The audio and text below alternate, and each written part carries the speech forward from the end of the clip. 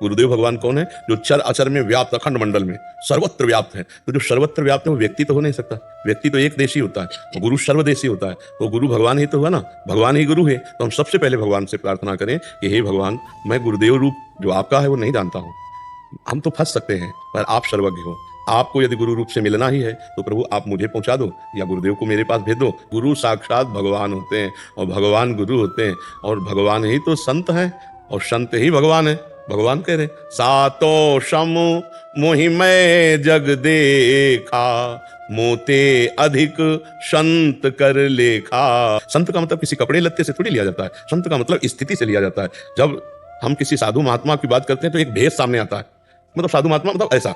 लेकिन जब संत की बात करते हैं तो स्थिति होनी चाहिए। साधुता में एक स्थिति होती है। जैसे कोई डॉक्टर है तो डिग्री नहीं देखी जाती कि आपकी डिग्री कहाँ है। अगर डिग्री नहीं संत का तो अशुद्ध मतलब गलत दवा दे, क्योंकि वो डिग्री नहीं है, उसको ज्ञान नहीं, पढ़ा नहीं। ऐसे साधुता की डिग्री है। जो संत महात्मा है उनकी डिग्री है, जो मान रहित, मोह रहित, काम क्रोध विजयी, जो समय भगवान का दर्शन करते हैं, जो समचित्ताहा, जिनका चित्त समान भाव, सब में समान, सर्वभूत हिते रताहा, प्रशांतात्मा, निर्वैरा, ये सब संतों की डिग्री है। तो अगर ऐसे संत हैं तो भगवान के स्वरूप हैं। भगवान का स्वरूप ही गुरुदेव, गुरुदेव भगवान है। तो संत और भगवंत और गुरु कहने को तीन नाम है। संत को चाहे गुरु को चाहे भगवान को, बात एक है, उसमें अंतर नहीं। पर हम जो कहते हैं कि कोई वेश मात्र केवल गुरु नहीं होता, स्थिति होनी चाहिए तो गुरु है। अब स्थिति नहीं तो फिर केवल खिलवाड़ होगा, वो केवल खिलवाड़ होगा। तो खेल खेल में तुमने गुरु बना लिया, उन्होंने चेला बना लिया, 4 रुपए रख दिए, 4 फल रख दिए, उनका मुकाम चल रहा है, तो मान लियो गुरु। तो शिष्य गुरु अंध बधिर कर लेखा, और एक न सुने एक नहीं देखा, और हरि शिष्य धन शोक न हरई, सो गुरु घोर नरक में पड़े। गुरु चेला दोनों नरक जाए। अगर सही बात समझो तो भगवान, गुरु और संत एक ही है, जो स्थिति है, और उसी से हमारा काम बनेगा। जब डॉक्टर बढ़िया डिग्री वाला मिल जाता है ना, बढ़िया, बोले कितने ऑपरेशन, बोले ऐसे तो हमने 500 ऑपरेशन किए, देखो अपने को विश्वास हो जाता है और हमारा काम बढ़िया हो जाता है। और जो पहला ऑपरेशन हो तो डर लगेगा ना कि अभी को ऑपरेशन नहीं किए हैं। तो हमको जैसे प्रवीण डॉक्टर मिलने पर हम पूरे भरोसे पे हो जाते हैं, ऐसे समर्थ सदगुरु मिलने पर हम पूरे भरोसे पे हो जाते हैं कि हम जैसे अधमों का भी बेड़ा पार हो जाएगा। तो ऐसे समर्थ सदगुरुदेव भगवान है, और भगवान से प्रार्थना करें कि यदि आपको मिलना है तो आप ही आओ गुरु रूप से, कहा हमें बताओ, तो आपको बता देंगे या उनको आपके पास पहुंचा देंगे। समझ पाए? क्यों पुत्री से काम क्यों नहीं चल सकता? पुत्री में क्या, हमारे राष्ट्रपति भारत की पुत्री है, भारत की ही तो कन्या है जो राष्ट्रपति है। तो क्या पुत्र में क्या विशेषता है? देखो कितने ऐसे पुत्र जो अपने माता पिता को डंडा मारते हैं, थप्पड़ मारते हैं। तो प्रधानता पुत्र की नहीं, प्रधानता संतान की है। भेद भाव रखते हैं तो ये लड़का कहां से पैदा हो जाएगा? फिर सृष्टि कहां से चलेगी? ये तो जननी है, पूरी सृष्टि की जननी है। लेकिन पुत्र के लिए श्रेष्ठता का भाव रखकर बच्चियों पर हे भाव करना, ये उत्तम बात नहीं है। ये बहुत पाप की बात है, इससे बहुत पाप होते हैं, बहुत पाप होते हैं। पुत्री हो जाए तो बढ़िया, पुत्र हो जाए तो बढ़िया। उद्देश्य है भगवान की सेवा। तो भगवान ने अगर पुत्र पुत्री दी तो सेवा करेंगे, नहीं दी तो हम भगवान का भजन करके मुक्त हो जाएंगे। पुत्र दिया, पुत्री दिया, नहीं दिया कोई बात नहीं, हमारे किसी प्रारब्ध का फल है। हम भजन करके प्रारब्ध ही मिटा देते हैं और भगवान को प्राप्त होते हैं। इस जन्म में हम ऐसा कर्म करें कि भगवान की प्राप्ति हो जाए, आवागमन के चक्र से छूट जाए। नहीं भैया, ये पुत्र और पुत्री आवागमन से मुक्त नहीं करा सकते, और बिगड़ गई तो जीवन बर्बाद हो जाए। पुत्र हुआ बढ़िया, और इसके बाद उसके आचरण बिगड़ते चले गए। अब वो ऐसे कांड किए कि तो उसके वो जेल जाएगा अब जीवन भर। या बुद्धि बदल गई, देश विदेश वो अपना कमा रहा है, अब यहाँ बूढ़े बैठे उनकी याद में चिंतन। जीवन को संभालना है तो ये भगवान की सेवा है। पुत्र हो या पुत्री, जैसा तुम्हारे को कर्तव्य के लिए एश मिला है उसके अनुसार अच्छे से पढ़ाओ, खवाओ, पियाओ, और जवान हो जाए उनके ब्याह कर दो और भजन करो। ये कर्तव्य है। अगर केवल इतना ही किया, भजन नहीं किया, तो फिर भगवत प्राप्ति होने वाली नहीं है। लक्ष्य है भगवान को रिझाना, भगवान की सेवा करना, भगवान की प्राप्ति। जो सुविधा आपको भगवान ने दी उसी से सेवा कर।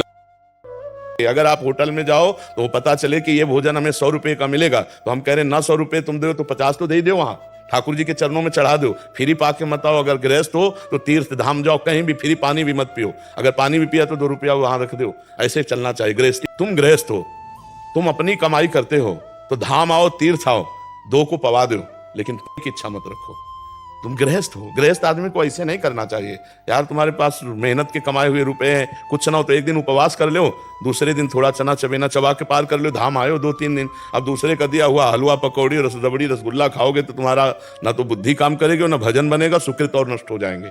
ये बात समझ लो। इसीलिए हम कई बार सत्संग में प्राय रोका है कि मंदिर में आप प्रसाद ले सकते हो, ये जो बाहर सब दान पुण्य वाला भावनात्मक है ये तुम्हारे लिए हानिकारक होगा, नहीं ले। तीर्थयाटन जो है सब कोई नहीं लाभ ले पाता है। तीर्थों में जाकर नशा करना, तीर्थों में जाके होटल बुक करके व्यभिचार करना, तीर्थों में गंदे हाथ से भारी पाप कमा के आ रहे हो।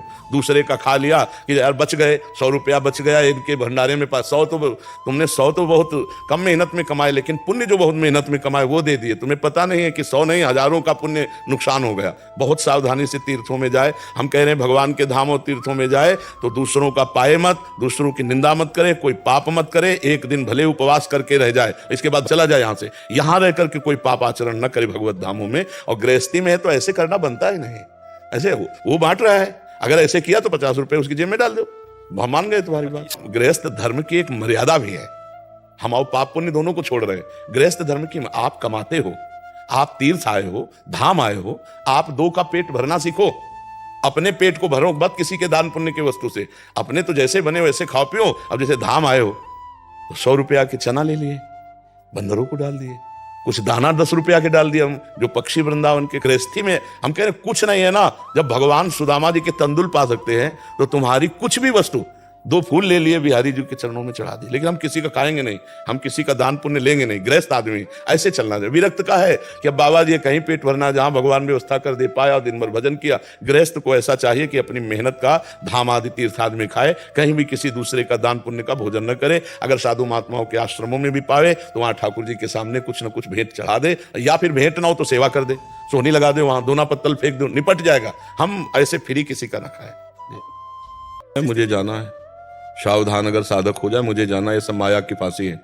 किसी से कोई मतलब न रखे, जाने के पहले ही जाने की व्यवस्था में हो जाए। न देखना, न सुनना, न बोलना, न खाना, न पीना। अगर हमारी सामर्थ्य है जरा भी तो हम जल ले लेते हैं, नहीं सामर्थ्य तुझे पता है जाना है, अब क्या खाना है, राधा राधा राधा राधा राधा, पहले ही अपने को बिल्कुल शांत बना। मुझे जाना है, सावधान। महापुरुषों की बात कहते हैं, उन्होंने देख लिया कि अब शरीर छूटने वाला है तो पहले ही शरीर छूटने की नाटक में आ गए। न देखना, न सुनना, न बोलना, न लाख बुला रहे हैं, बोल ही नहीं रहे। और जब हम दर्शन करने गए, उनके गृहस्थ में थे, बहुत अच्छे महात्मा थे गृहस्थ में रहते हुए, तो जब गए तो उनका बाबा किसी से बोलो मत, आप भी बाहर जाओ, मुझे एकांत रहने दो, मेरा प्रभु का स्मरण न छूटे, बस कुंज बिहारी श्री हरदास कुंज बिहारी। सब नाटक है, कोई किसी से प्यार नहीं करता। बड़े सावधान उपासक वो होते हैं जो अंतिम समय अपने को बचा पावे इस मोह दरिया से। बड़े सावधान को यहाँ दूषित किया जाता है। यहाँ काम होता है, राग होता है, वासना होती, मोह होती, आसक्ति होती। प्रेम तो सिर्फ हरि करते हैं, सिर्फ भगवान करते हैं, दूसरा कोई प्रेम नहीं। तो इसीलिए अंतिम समय अपने सब दरवाजे बंद कर लेने चाहिए। मुंह बंद, बोलना नहीं, आंख बंद, देखना नहीं, कान बंद, सुनना नहीं, राधा राधा राधा, बस जा रहा हूँ। तैयारी अपनी फिट रखे तो कोई परेशानी नहीं।